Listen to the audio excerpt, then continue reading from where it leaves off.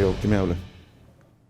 Bien, señores, continuamos aquí en El Punto con Franklin Vázquez. Franklin, hay una guerra, una invasión. Los rusos prohibieron que se le diga invasión, sino una operación especial militar. En fin, han restringido a la oposición, nadie puede sacar la cara en Rusia, invadió Ucrania sobre sus posiciones, para mí, respetando su opinión. Para mí es todo una farsa, la invasión rusa a Ucrania. Pero hay un tema económico en Ucrania. ¿Cuál?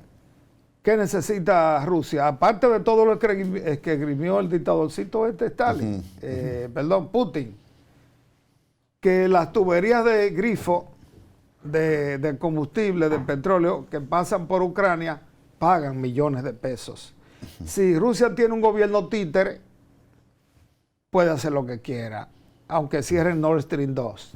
Segundo, Ucrania, y lo decían desde siempre, era el granero de la Unión Soviética.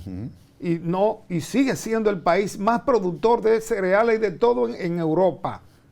En Europa entero, suplía, España mismo le compraba todo a Ucrania. Eso pudiera quedar en manos de Putin. Al margen de la cuestión político-militar, hablo de la parte económica porque tú eres economista. Eso, de alguna manera, como dice el presidente de la República y dice el gobierno, va a afectar a la República Dominicana, que estamos lejos de ahí, y al mundo. Y a Europa, están dispuestos a pelear, pero afecta realmente. Estados Unidos parece que está esperando el fin, porque a ellos les gusta entrar de último cuando ya casi no le queda nadie vivo. Entran ellos, como en el 18, en el 42, o en el 39, perdón.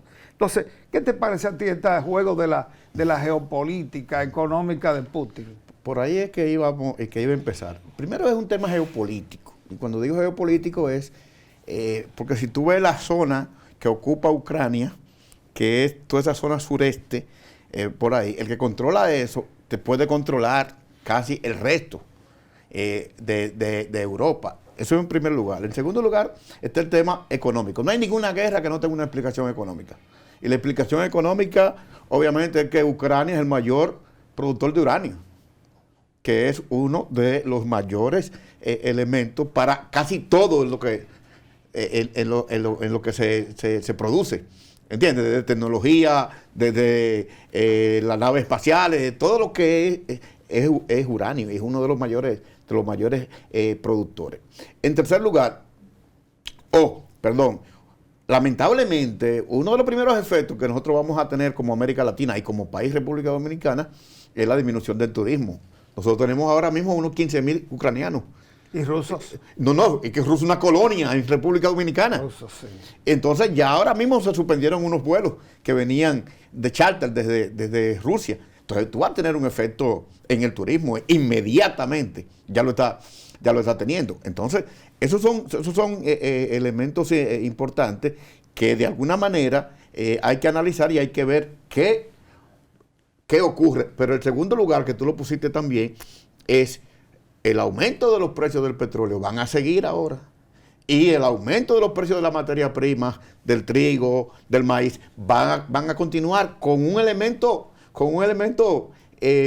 preocupante. Y es que los pronósticos decían que los aumentos de precios en el mundo iban a estar hasta enero del 2023.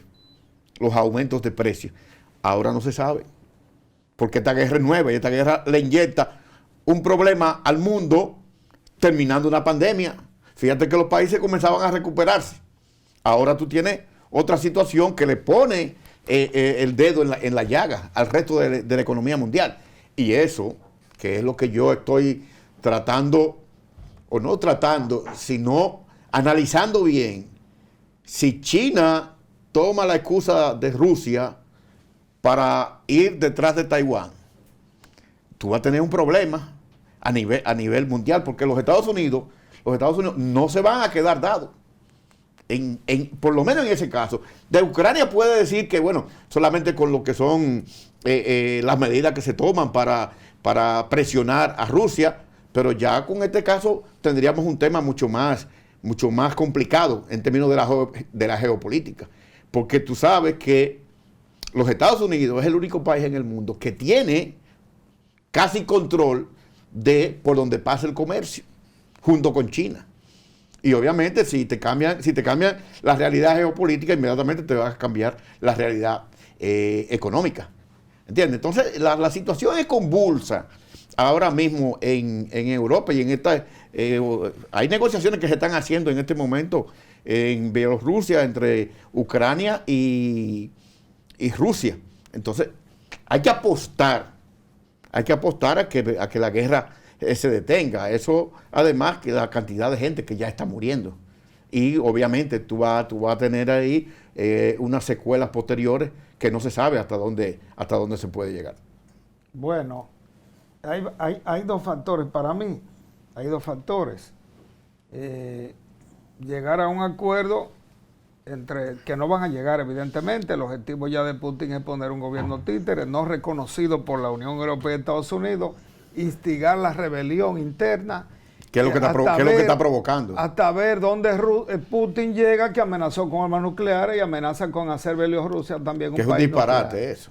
Bueno, puede terminar muy mal. Porque como claro, tú dices, si los chinos también se le ocurre invadir Taiwán, los yanquis no van a terminar quedándose de mal, porque ya como imperio ya desaparecieron. Exactamente. Ya no tenían ningún respeto. Yo no tenía Entonces ningún respeto. habría dos bloques, el bloque Putin-China y el bloque Europa-Estados Unidos. Eso es lo que hay, dos bloques, como lo hubo siempre. El bloque chino-soviético y el bloque europeo-Estados Unidos, que ahora está en crisis, pero en crisis político-militar, pero yo sigo en la economía. Y ya tú lo dices, Rusia mandaba muchísimos turistas aquí en aviones charter. Ucrania tiene una colonia realmente ahí en el este. Que ha venido creciendo, y por Samaná también ha venido aumentando la cantidad de ucranianos, que yo desconocí ese dato. Increíble, vive mucha gente. Sí, han salido ahora y trabajan en el área turística, porque al venir tantos rusos, los ucranianos hablan ruso. Claro. Hablan ruso y hablan ucraniano. Entonces, esto se está agudizando, no se está enfriando es que no se va a enfriar y la guerra no va a parar por lo menos por las próximas semanas. ¿Cómo tú ves entonces aquí el precio de los combustibles y de todos los alimentos que estaban caros por lo de la pandemia y los fletes? ¿Cómo puede terminar China con una influencia en el mundo? Mira, el caso de la inflación, como te dije, y el caso de los incrementos, nosotros somos una economía de precios altos. Es lo primero que hay que decir. Somos importadores. No solamente importadores, sino somos una economía de precios altos y de costos altos. Nosotros, los precios en República Dominicana y en Santo Domingo solamente se comparaban hace un par de años con los precios de Nueva York, los precios de Argentina, Buenos Aires, los precios de Francia, París, ¿ok? Y hasta los precios de Dubái. Estoy hablando en términos generales. ¿De acuerdo? Por ejemplo, ahora mismo los precios de los apartamentos aquí es una cosa espantosa. Lo que está costando cualquier apartamentico aquí de una o dos habitaciones. Cosa que tú nada más lo ves en España, el precio de los pisos. Sí, nosotros somos una economía de precios altos porque somos una economía de costos altos. Y los costos vienen primero por los bienes intermedios y los insumos importados que hay que comprar en dólares. Por suerte hay un fenómeno que está ocurriendo que no sé cómo no hemos analizado esto, es la disminución del tipo de cambio. Es decir, increíblemente nosotros estamos dando una apreciación que en los últimos... Pero los costos de los productos no es así. No, pero por eso que traigo el tema. Porque cómo es que nosotros estamos disminuyendo o apreciando el peso y los precios siguen estando caros, porque tú tienes entonces menos pesos para comprar los dólares. ¿Me está entendiendo? Entonces se supone que debe haber una disminución en los costos de producción de las empresas, sobre todo aquellas que traen bienes intermedios y que traen también insumos y materia prima. Porque así como se analiza de un lado, hay que analizarla también desde otro, porque hay una inflación interna y hay una inflación importada. La inflación importada es los precios que tú sabes que tú no controlas, los precios del petróleo, los precios de los insumos, los precios de la materia prima, los precios del transporte, porque es otra de las cosas también que no hemos analizado.